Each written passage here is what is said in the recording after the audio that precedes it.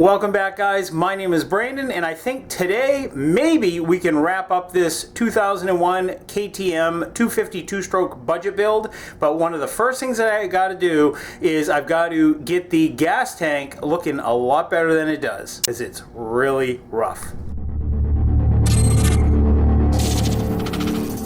So you can see, guys, here how it has a lot of these scratches. Now what I want to do is I kind of want to get it to, like, you see that looks pretty good, nice and smooth, but this is kind of like all rubbed up from your feet and legs. I think I'm going to try to like sand it. This right here, this part is where the radiator shrouds go, so you really don't see that, but you do see this up here, this part up by the tank, and you do see these areas here, so I kind of want to get these areas looking nice. So I think we can sand them down and then polish them. That's the hopes anyways, but I don't know until we try it. So let's keep going. Now before I get too far ahead of myself, I've got some 320 grit sandpaper on this. I don't know, I'm gonna kind of like work this area and see if we can do it, and then I'll polish it, and if it works, then we'll move everywhere.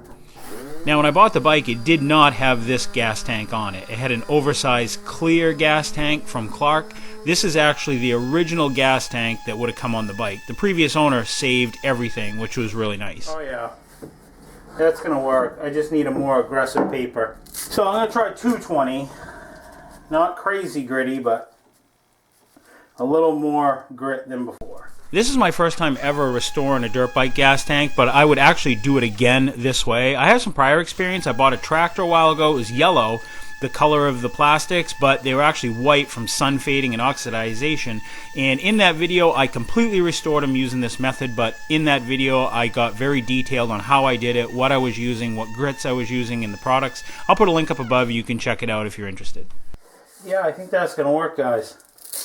So now we'll go to 320. I know there's a bunch of different methods on the internet as far as like restoring plastic and stuff, but this is just my way of doing it. Some people use a torch, some people use linseed oil. I just use sandpaper. I sand the plastic down, get rid of all the scratches permanently, and then I just start slowly buffing it and bringing it to a shine. I just think, for me, I think that's permanent, and that's how I prefer to do it. We did some 220, then we did 320 to get the scratches that were left out from the 220. Now we're going to try to get the scratches out from the 320 by using some rubbing compound. I don't know if it's going to work, but you know, we're going to give it a try. There's only one way to know, and that's to give it a whirl. I've used personally other methods like using a torch, and that has its uses as well, but you know, I kind of feel like if you can get rid of the permanent scratches and get it back down to the regular plastic, that's kind of what you're looking for. You're trying to get the surface flat and smooth. And this is kind of the final process. I only use 2 grits. I use 220 and 320, but when I did that tractor project, I started out at 120 because they were really bad, and then I went to 220, 320, I used some 400, 600, worked my way all the way up to 1500 grit, and then I used polishing compound like this, and you could just about shave in the hood of the tractor. Well, I think that looks a lot better, guys. It's not shiny yet, but it's getting there. It's a lot better than it was. Look at that. That's permanent. Now, a lot of you guys might not be interested in this method. This takes a really long time. It's really labor intensive, but for me, it just works good for me. I really enjoy doing it. I kind of get into this stuff. I could, you know, do this all day long. That's just how I am. All right, let's see what we got to do to get this to shine. Now I'm just using a finer polish, and this is kind of pretty much the final polish here. I go over this, I increase the RPMs a little bit more on the buffer, and like I said, I explain this very much in detail in that other video that I attached at the top. But it's starting to get a good shine. I'm not trying to get it perfect, I just want to get it a lot better. Look at that. That's a lot better. I could live with that. Yep. I think this came out pretty good as far as polishing it, or it's good enough that I'm going to get it to where it is now, and that's it.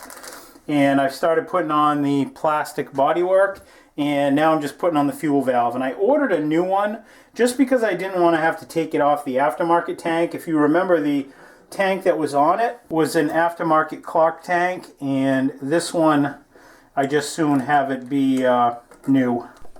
The other tank was clear and it was much bigger. I just didn't like the looks of it as much. I liked that I could see the actual fuel inside the tank and know how much fuel I had, but I like how this one is much smaller. It's a little more low profile. It holds less fuel, so it's a little bit less weight. I just like how it looks better on the bike, and I think it's just going to work better for me. So now it's time to bleed the clutch. And I think it's going to be fairly easy. You just loosen up that bleeder screw, and then you put on like a syringe, and you just pump fluid up through into the reservoir, and you can see I've already got the cover off.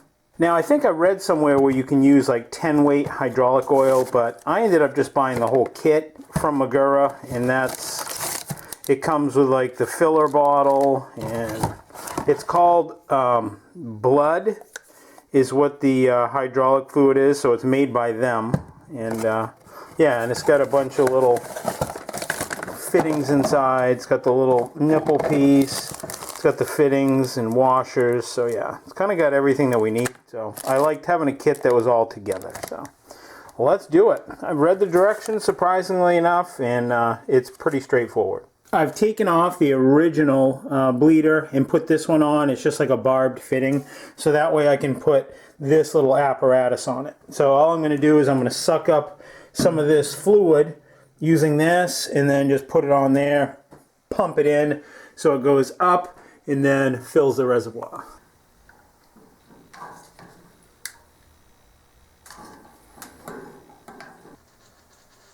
So check this out, guys. As I'm pushing on the syringe down there, listen, and you can actually see it coming up through. Listen.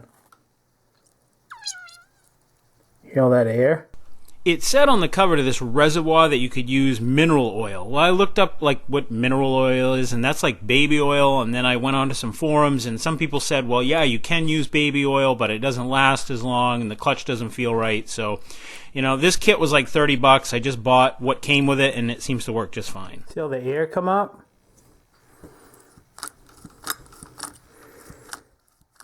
Now, the little bottle of fluid itself is kind of like $8 or $9, so it's not a lot of money. It's the kit that kind of like costs the extra. So if you have like a Mighty Vac brake bleeder, you could use that instead of the kit. So then you could just buy the $8 Magura fluid. That was super easy, guys. I got a wicked good clutch lever. What was in it before was not this blood fluid. It was probably just like a hydraulic oil, but I'll tell you what, I do remember what the clutch felt like before, and it definitely feels a lot solid now. So I don't know. Yeah, pretty easy though. This was an easy project to do, and the clutch feels great. I want to give a huge shout out to one of my viewers that is a fan of the channel, and I really, really, really appreciate this.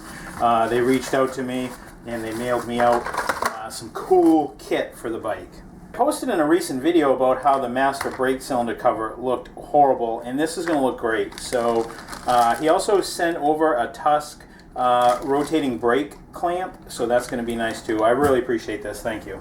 And look how gnarly that brake cover looks compared to that. I mean, that's just going to tie it all in. It's just a little bit more of that orange to help make this bike look right.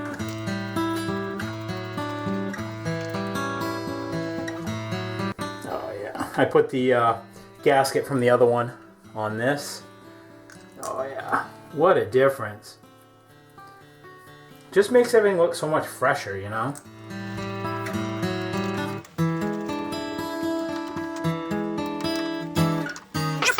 Alright, now we're going to put that rotating clamp on it. And the reason for that is so that you don't have to crank these right down, because you don't want to crank these down so tight that you end up busting a lever or you shear it off. And it's nice that if you do wipe out and your lever gets hit, because it is lower than the handguard, that you can actually spin the handle around. Oh yeah, look at this, guys. I mean, it just looks so finished.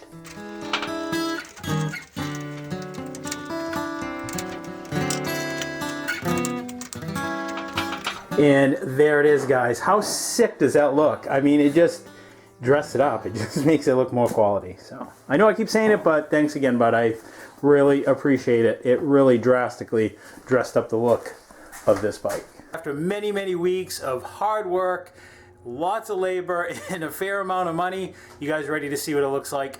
Here we go.